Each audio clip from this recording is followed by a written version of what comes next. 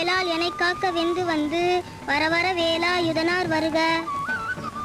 வருக வருக மயிலோன் வருக. இந்திரன் முதலா என் திசை போற்ற மந்திர வடிவே. நானும் ரொம்ப நாளா பாக்குறேன். இந்த சின்ன வயசுல இவ்வளவு பக்தியோட இருக்காள, இவ உங்க பேத்தி தானே? ஆமாங்க.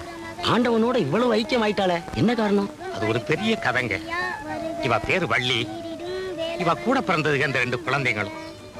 இவங்க அப்பா அம்மா எதிர்பாராம ஒரு பெரிய விபத்துல காலமாயிட்டாங்க. பிறகு இந்த குழந்தைகளை வளர்க்க வேண்டிய பொறுப்பு என்கிட்ட வந்தது. விவரம் தெரிஞ்ச வள்ளி எனக்கு அப்பா வேணும் அம்மா வேணும்னு அடம் பிடிச்சா. அப்பா அம்மா கிட்ட கூட்டிட்டு போ தாத்தா. அப்பா அம்மா கிட்ட கூட்டிட்டு போ தாத்தா. அழாதம்மா வள்ளி, அழாதம்மா என் செல்லமே. கிட்ட கூட்டிட்டு போ தாத்தா. அப்பா அம்மா கிட்ட கூட்டிட்டு போ. வள்ளி, அப்பா அம்மாட்ட கூட்டு போறேன். மாமா, அப்பா அம்மாட்ட கூட்டு போறேன். அப்பாவும் அம்மாவும் சாமி ஆயிட்டாங்கம்மா. சாமி ஆயிட்டாங்களா? ஆமாம்மா, ஆமா.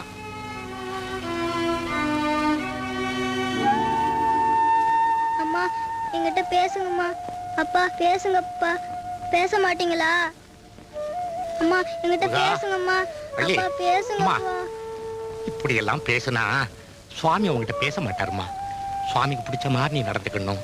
சுவாமிக்கு பிடிச்சதெல்லாம் நீ செய்யணும். அப்பதான் சுவாமி உங்ககிட்ட பேசுவார். அதுக்கு நான் என்ன செய்யணும் தாத்தா? அதுக்கு காலையில எந்திரிச்சு குளிக்கணும். நெத்தி நிறைய உபூதி போட்டுக்கணும்.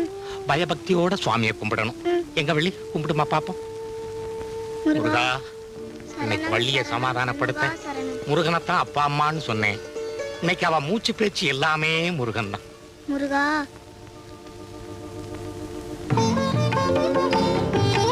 முருகா.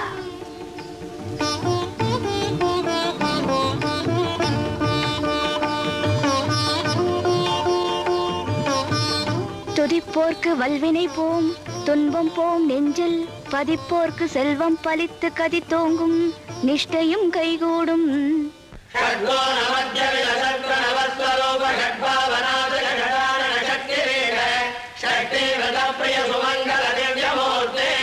ஸ்ரீகந்தமாதனபதே கவ சுப்ரபா